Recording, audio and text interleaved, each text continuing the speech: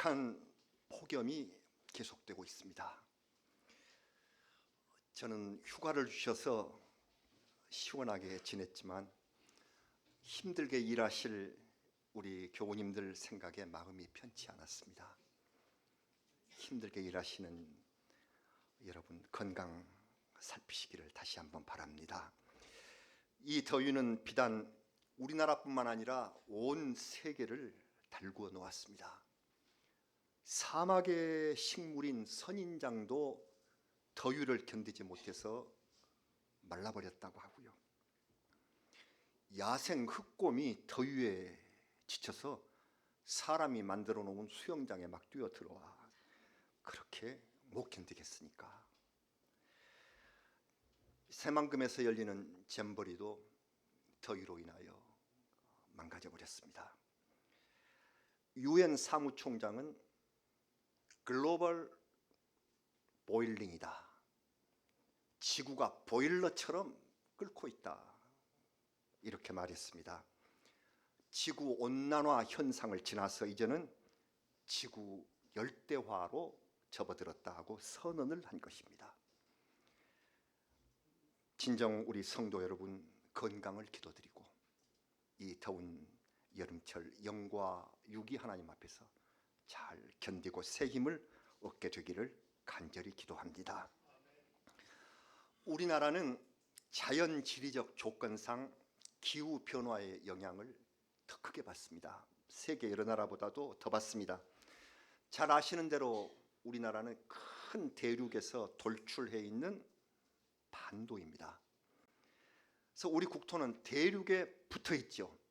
해서 대륙성의 특징이 있는 한편에 삼면이 바다로 둘러싸이고 여러 작은 섬들을 거느린 해양성의 특징을 아울러 가지고 있습니다. 그래서 대륙성과 해양성 양면이 다 있다는 겁니다. 이렇게 되니 낮과 밤의 온도 차이가 크고 여름과 겨울이 길며 더위와 추위의 차이가 심해 계절의 순환 추이가 아주 명료합니다. 환경 조건이 뚜렷한 양면성이라는 사실입니다. 그렇다면 그 땅에 사는 사람들은 환경의 영향을 받아서 문화사적으로 양면적 성격을 지니게 된다고 합니다. 그래서 우리 민족은 대륙성이면서도 해양성인 이른바 반도적 양면성을 가진 국민이다. 이렇게 평가가 되어 있습니다. 근데 양면성이란 말이 좀 기분이 나쁩니다. 왜냐하면 양면성, 저 사람 양면성이야. 이건 겉다르고 속다르다 하는 이중성격을 말하는 것 같아서 유쾌하지가 않습니다. 하지만 한국 문화사를 연구하는 학자들의 솔직한 연구에 귀를 기울이면 먼저 우리 민족은 자연이 이렇게 되어서 평화와 격정의 양면을 지니고 있다. 그렇게 말합니다. 평화를 사랑하고 명상을 좋아하며 미래를 조용히 꿈꾸는 것 같다가도 한번 계절풍이나 해일처럼 일시에 몰려와 쏟아붓는 그런 격정이 있다는 뜻입니다. 바람이 고요히 불었는데 어느 하루에 폭우가 몰아치며 격정을 폭발하는 그런 역사가 우리나라에 있죠. 일본에 당하고만 있는 것 같더니 3.1운동과 독립운동으로 해방을 이루고 그 이후에 독재 정권에 저항하고 민주국가를 이룩하는 이러한 격정성이 우리에게 있다. 그렇게 보니까 역사적으로도 양면성을 지닌 우리나라다. 이렇게 문화사에서는 말합니다. 역사적 민족성의 양면은 적응성과 보수성이다. 이렇게 말합니다. 먼저 적응성. 우리 민족은 어려운 환경에도 적응을 잘합니다. 가난도 잘 이겨내고요. 비슷한 환경의 사람을 만나면 금방 형님 아우가 되고 언니 동생이 돼서 터놓고도 잘 지내는 민족입니다. 문화가 다른 세계 어느 곳에도 금방 뿌리를 내립니다. 미국을 가셔도 영국을 가셔도 웬만한 도시에 한국 사람 다 적응하면서 삽니다. 아프리카 나라의 웬만한 도시에도 한국인들이 적응하며 살고 있습니다. 박상호 장로님 오늘 못 오실 줄 알았는데 이 장로님의 일해 보니 카자흐스탄 알마티에 진출할 기반을 닦고 있으십니다. 잘하고 빨리 오셨다고 하시네요. 그 중앙아시아 그 땅에도 고려인으로 불리는 우리 민족들이 적응하면서 살고 있습니다. 역사의 어느 때인가 막 기차에 실어서 퍼내려 놓았던 중앙아시아 그 땅에도 적응 잘하면서 살고 있는 우리 민족이 많다. 그런데 이렇게 적응을 잘한다고만 생각해서는 안 됩니다. 한국인의 마음 한편에는 한번 설정한 제도나 습관을 절대 바꾸지 않으려는 보수성이 아울러 있습니다. 대단히 비타협적이고 변화를 싫어하는 것입니다. 그래서 개혁한다고는 하지만 막연한 불안감을 가지는 양면성이 우리에게 존재하고 있다 하는 사실을 기억하셔야 합니다. 세 번째로 문화적 민족성에도 양면의 대조가 있다. 문화, 일단 수용성이 강합니다. 대륙이나 해양을 통해서 들어온 문화에 관심이 많고 그것을 잘 받아들여서 K-팝도 이루고 새로운 문화를 만들어내요. 미국풍, 유럽풍, 일본풍을 잘 받아들이는 감각이 발달해 있는 우리 민족입니다. 그러나 거기에 그치지 않고 수용성 위에 난숙성이 있다. 난숙이라는 말은 과실이 무르익듯이 충분히 발달한다 그런 뜻입니다. 여러 종류의 과학, 예술, 종교들이 우리나라에 들어오면 난숙합니다. 많은 사례가 있지만 대표적인 예로 우리 주 예수 그리스도를 믿는 신앙을 보십시오. 우리는 복음을 뒤늦게 받았으나 금방 믿음을 높이 세워 세계 교회의 중심지가 되는 난숙성을 발휘하는 민족입니다. 여러분, 그렇다면 우리 민족의 과제가 분명해졌네요. 어떻게 하면 자연적, 역사적, 문화적 양면을 잘 조화할 수 있을까? 표면과 이면의 조화가 우리 민족의 과제입니다. 우리가 듣기 싫어하는 말 표리부동, 겉과 속이 다르다 그 말인데, 오늘 성경 말씀에도 표면적, 이면적이라는 의미의 대조가 나옵니다. 표면은 겉으로 드러난 면, 이면은 표리부동할 때 이면은 겉으로 드러나지 않는 속사정을 가리킵니다. 우리 민족성과 함께 우리가 가지고 있을지도 모르는 이 신앙의 양면성도 조화를 이루어야 한다 하는 것이 오늘 말씀의 주제가 됩니다. 이제 본문으로 들어가 보기로 하겠습니다. 유대인의 나라 이스라엘은 우리처럼 반도는 아닙니다. 그러나 서쪽은 지중해, 동쪽은 사막인 지형이고 주변이 강대국으로 둘러싸여 있는 나라가 이스라엘입니다. 그래서 그런지 민족성도 우리와 비슷합니다. 유대인들은 겉으로 율법을 철저히 지킨다고 하면서도 속으로는 예수 그리스도를 십자가에 달아 죽일 만큼 잔인한 양면적 성격이 있습니다. 이 사람들이 아주 철저히 지킨 것이 오늘 성경에 있는 대로 할례입니다. 이 남자들의 할례, 오늘 성경 말씀에도 이 할례가 언급이 되었습니다. 할례는 잘 아시는 것처럼 남자의 성기 끝 포피를 잘라내는 포경수술인데, 바로 이것을 창세기에서 하나님께서 아브라함에게 말씀하신 언약의 표징으로 주셨어요. 이 할례의 의미는 죄를 잘라버린다, 죄와 단절한다 하는 순결의 의미와 함께 후손이 번성되기를 바라는 뜻을 담고 세례의 이전에 하나님의 사람이다 하는 약속의 징표였습니다. 나중 역사에는 유대인인가 아닌가 하는 구별을 이것으로 했을 정도로 유대인들은 모두 할례를 받았습니다. 이렇게 되니 여러분, 문제가 생겼어요. 할례만 받았으면 하나님께 구원을 얻은 사람이냐? 내 몸이 구원의 증거가 아니냐? 그러나 그들은 이 말씀을 놓치고 있었습니다. 이 할례보다도 더 근본적인 이 말씀이 있는데 신명기 10장 16절의 말씀입니다. 짧습니다. 같이 봉독하시겠습니다. 그러므로 너희는 마음의 할례를 행하고 다시는 목을 곧게 하지 말라. 아멘. 할례는 몸에 받는 것으로 그쳐서는 안 된다. 마음의 할례를 받아야 한다. 무슨 뜻입니까? 몸의 한 부분을 잘라내는 행위가 중요한 것이 아니라 악한 마음을 잘라버리는, 악한 이 심령을 바꾸는 그 일이 중요하다. 겉모양으로 하나님을 믿는 사람이 아니라 속마음으로 하나님을 섬기는 사람이 되어야 한다.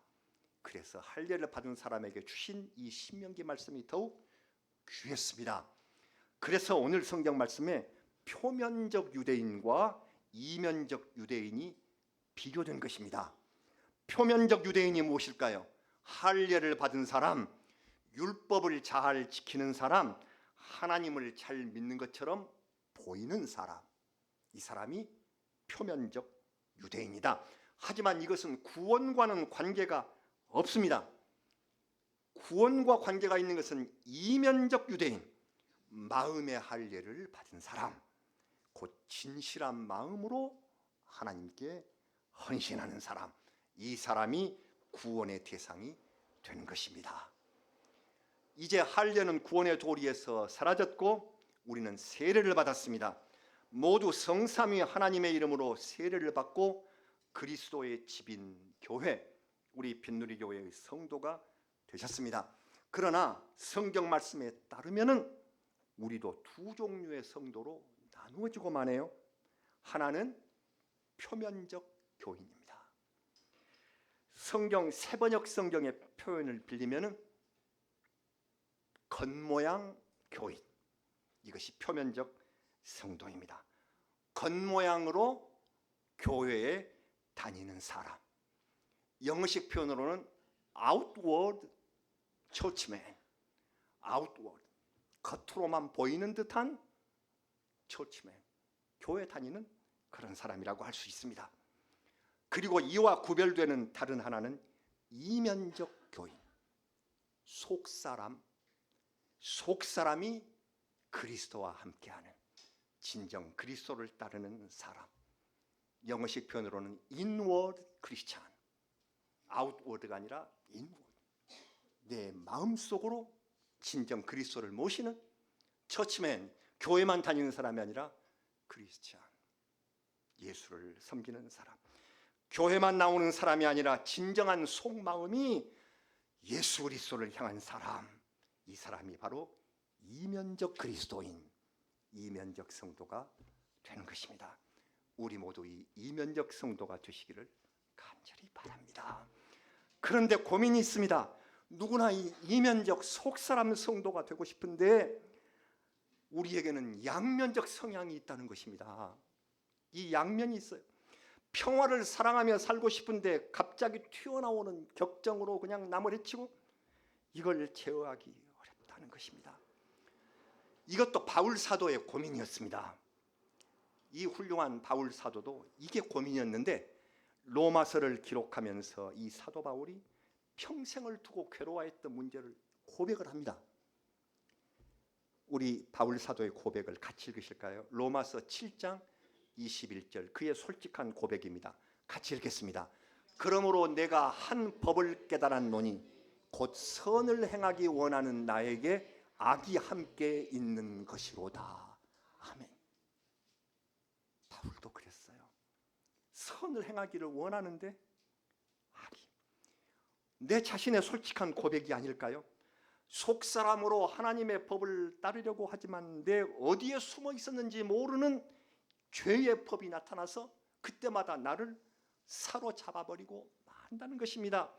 선을 행하고 싶고요, 교회에 나오고 싶어서 이렇게 하나님 앞에 와서 간절히 회개하고 은혜로운 말씀을 새롭게 받았습니다. 그런데 어느 틈엔지 죄가 슬그머니 찾아와서 내 마음의 문고리를 잡아당기면 어쩔 수 없이 또 열어주고 마는 이러한 연약한 내 모습, 한 지붕 한 육신 아래 선함과 악함, 믿음과 죄악이 함께 살고 있습니다. 마치 내 집의 안방문을 열면 선과 악이 나란히 자리를 잡고 앉아있는 그런 꼴이라고 할까요?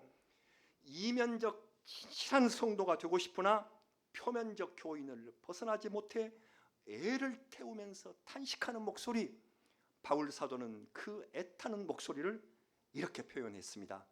다시 한번 박치 있습니다. 로마서 7장 24절의 말씀입니다. 봉독합니다. 오라 나는 곤고한 사람이로다. 이 사망의 몸에서 누가 나를 건져내랴. 아멘. 우리의 목소리, 우리의 외침. 오호라 공고한 사람이다. 선과 악이라는 양면이 함께 살 수는 없습니다. 그래서 신앙의 선구자들은 악한 죄를 내쫓기 위해서 싸운다. 이것이 바로 영적 싸움입니다. 이면적 그리스도인이 되기 위한 출발점이 무엇일까요? 이 영적 싸움의 출발점은 내가 죄인이라는 것을 스스로 인정하는 데 있습니다. 나는 잘난 사람이 아니다. 바울 사도는 스스로 디모데전서에서 고백하기를 죄인 중에 내가 뭐다? 괴수다. 죄인 두목이다. 내가 가장 큰 죄인이다. 이렇게 고백을 하였고, 성령 운동을 이끈 조나단 에드워드 목사님, 위대한 분입니다. 이분은 하나님께서 나의 불의를 표시하신다면 나는 모든 인류 가운데 가장 악한 자로서 지옥의 제일 낮은 자리를 차지할 것이다. 그렇게 고백을 했습니다. 그냥 겸손하기 위해서 한 말이 아닙니다. 그분들은, 바울이나 에드워드 목사님은 우리보다 죄에 대하여 훨씬 민감했기 때문에, 죄에 대하여 민감했기 때문에 이러한 고백을 할 수가 있었던 것입니다. 성화의 단계가 높은 수준에 있는 그리스도인들은 다른 사람들이 미처 죄라고 생각하지 못하는 것까지 죄로 느끼면서 고민합니다. 표면적으로 보여주는 신앙과 이면적인 마음속의 신앙을 일치하도록 만들기 위한 노력은 이토록 힘들고 처절합니다. 죄와 싸우는 것입니다. 이 말씀을 읽으며 우리는 우리 자신에게 스스로 물어보아야 합니다. 나는 죄의 문제에 대하여 얼마나 고민해 보았는가? 나의 내면은 하나님의 의와 선함으로 채워져 있는가? 이 채워질 준비를 나는 하는가? 항상 질문하셔야 할 것입니다. 만약 이 문제에 대한 질문이 없고 이 문제를 괴로워하지 않으신다면 우리는 아직 표면적 교인에 불과합니다. 하나님이 원하시는 속사람으로, 마음으로, 이면으로, 영으로 선을 따르는 그리스도인들이 되어야 하겠습니다. 표면적 교인의 모습은 내 교회 직분이 뭔가, 교회에 내가 잘 나가는가, 봉사의 정도가 어떤가, 여기에서만 판가름하려고 합니다. 사람이 너는 좋은 교인이야 이렇게 해주는 평판으로 만족하려고 합니다. 물론 이것도 중요합니다마는 진실로 중요한 것은 이면적 그리스도인의 형상, 예수 그리스도를 향한 사랑이 내가 얼마나 뜨거운가, 교회를 진심으로 염려하는 마음이 있는가, 나보다 남을 더 낮게 여기는 겸손한 태도가 주님 앞에 마련되어 있는가. 이것입니다. 하나님께서는 이것을 보십니다. 우리의 마음속에 있는 이면적 신앙, 속사람의 속마음을 보시는 우리 주님, 겉모양이 아니라 속사람을 보시고 구원의 자녀의 여부를 판단하시는 우리 주님이심을 우리 마음속에 깊이 기억하셔야 하겠습니다. 이틀 전부터 우리 교회의 성경 읽기가 로마서로 들어섰습니다. 바울 사도가 기록하였습니다. 주님이 가라고 명령하신 이방의 중심 지역인 로마에 복음을 전하러 가기 위하여 오랫동안 기도하고 준비합니다. 로마는 온 세상을 식민지로 삼고 그리스도인들을 박해하고 있었습니다. 그런 로마에 아무런 대비 없이 뛰어들 수는 없지요. 그래서 바울 사도는 자기가 그곳에 가기 전에 먼저 로마에 있는 그리스도인들에게 자신을 소개하고 예수 그리스도의 복음의 핵심을 기록해서 보냅니다. 이게 로마서입니다. 성령께서 내려주신 지혜로운 방법이었습니다. 바울 사도가 1, 2, 3차 전도여행을 하시죠. 마지막 3차 전도여행을 마치고 예루살렘으로 돌아오는 도중에 고린도에서 겨울을 맞이했습니다. 겨울이 되면 배가 떠나지를 못해요. 3개월 동안 발이 묶입니다. 그래서 배가 다시 운항하기를 기다리는 3개월 동안 로마 전도를 계획하면서 이 서신 로마서를 썼습니다. 그래서 로마서가 먼저 로마에 도착했고 바울은 그로부터 5년이 지난 뒤에 죄수의 몸으로 로마 땅에 들어가게 됨을 여러분 아실 것입니다. 이 로마서의 주제는 이신득의, 이신, 신을 가지고, 즉 믿음을 가지고 득의, 의를 얻는다, 믿음으로 의롭게 된다 하는 것이 로마서의 대주제입니다. 잘 아시는 로마서 1장 17절 말씀을 같이 봉독하시겠습니다. 복음에는 하나님의 의가 나타나서 믿음으로 믿음에 이르게 하나니 기록된 바 오직 의인은 믿음으로 말미암아 살리라 함과 같으니라. 아멘. 하나님의 말씀에는 의가 있으므로 이 말씀을 믿으면 의인이 되어서 믿음으로 산다 하는 약속이십니다. 그리고 우리가 기억해야 할 로마서의 핵심 사상이 이어집니다. 하나님은 심판하실 때에 유대인이나 이방인을 구분하지 않으세요. 이것이 핵심입니다. 사람에 따라 각기 다른 능력이나 지위 또는 어느 민족인가 이런 차이가 있으나 이런 외적 조건을 하나님께서는 보지 않으신다 하시는 것이 로마서의 주된 내용입니다. 그러면 무엇을 보실까? 겉모습을 보시는 것이 아니라 믿음과 행위를 보신다. 그가 어떤 믿음을 가지고 어떻게 일했는지 그것을 보신다. 그렇습니다. 유대인이건 로마인이건 관계가 없습니다. 지금으로 말하자면 미국인이든 러시아인이든 한국인이든 상관이 없이 이면적 신앙을 보시고 구원을 베풀어 주십니다. 우리 민족이 표면적으로 평화를 사랑한다지만 그 마음에 격정적으로 남을 미워한다거나 표리부동한 이면을 가지고 있다면 주님의 사랑을 받기에 부족할 것입니다.